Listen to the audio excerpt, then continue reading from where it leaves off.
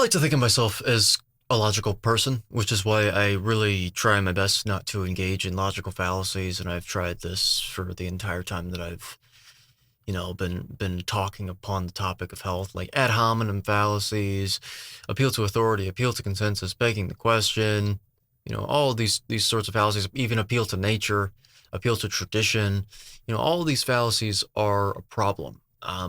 And so one of the things that I've always disliked was this argument about vegans, oh, they're so wrong about this and that. However, the reason that they're wrong is because look how insane they are. Look at this, look at that. And they use this argument, people will use this argument to sort of cast aspersions at the vegan diet. And I always thought, I was like, okay, that's not appropriate. They're probably angry because, oh, well, animals are being unjustly abused and we're basically witnessing a Holocaust. That's their perspective. And so it would make anyone angry if you actually believe that, right? However, I was just introduced to a very interesting perspective about this that starts to lend credence to the idea that actually that could very well be a reason to implicate the diet being a problem.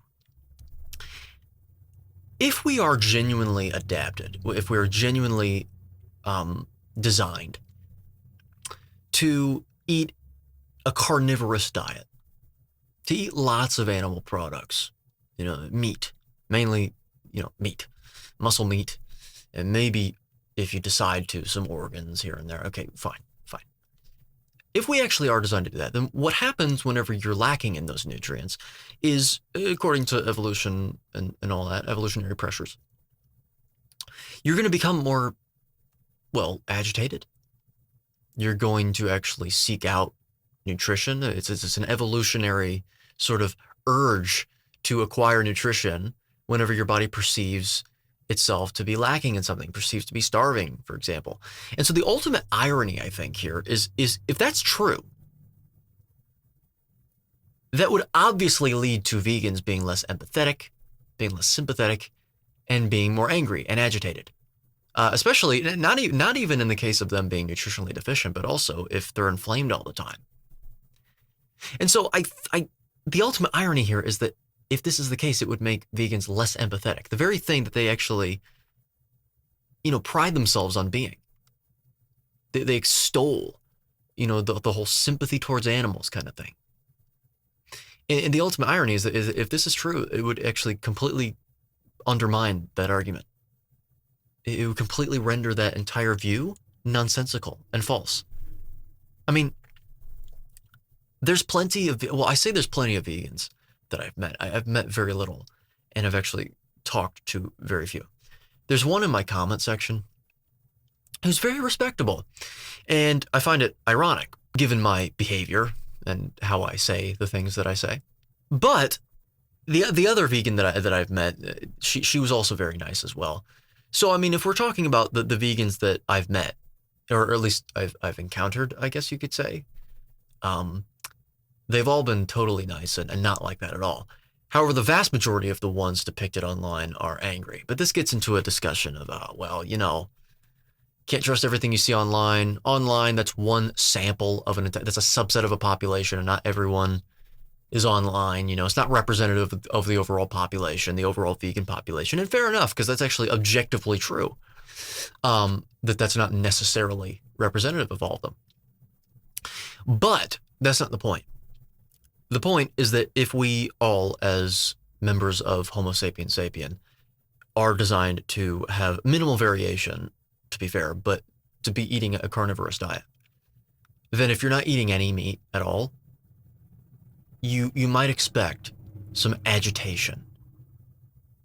And I'm actually surprised, and I didn't think to put two and two together here. I always thought, oh, that's just a fallacious argument. And I mean, to be fair, if you're going to take things in isolation, as isolationist as possible, it technically is still true that it's a fallacy to say, well, this vegan is wrong, because they said this and they're very angry and this and that. Okay, yeah, that's not the best thing to be doing.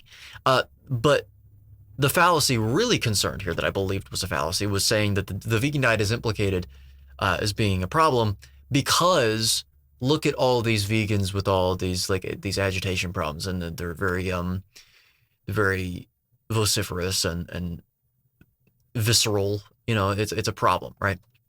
Okay, sure. But I always thought, oh, well, that's not, association doesn't equal causation, and there's really no mechanism. And it's true that association doesn't equal causation necessarily. You can formulate opinions on associations like that. But I think that would be the mechanism has now been made clear to me. It is clear, it is evolutionary ingrained in us to seek this stuff out. And if you're not eating it, well, you may very well expect in yourself or in other people that you witness abstaining from animal products, they're going to be more agitated. Not just because of that mechanism, but also because of being inflamed all the time and being sick and whatever. So, just food for thought, no pun intended. But yeah, I never actually thought about that perspective. I wanted to share that perspective with you. So let me know your thoughts in the comment section below about this. Leave a like, subscribe to the channel as well. If you haven't subscribed yet, I don't know what you're doing. You've had long enough. Also buy my book, Contrainidicated, if you haven't already, to learn more about how I think and why I've arrived at the positions I've arrived at with diet and health and science, as my perspective on science in the first place and all that. And yeah, join me next time when we're reacting to more fallacious nonsense and people conflating their opinions with facts because they said so and want them to be. Till then.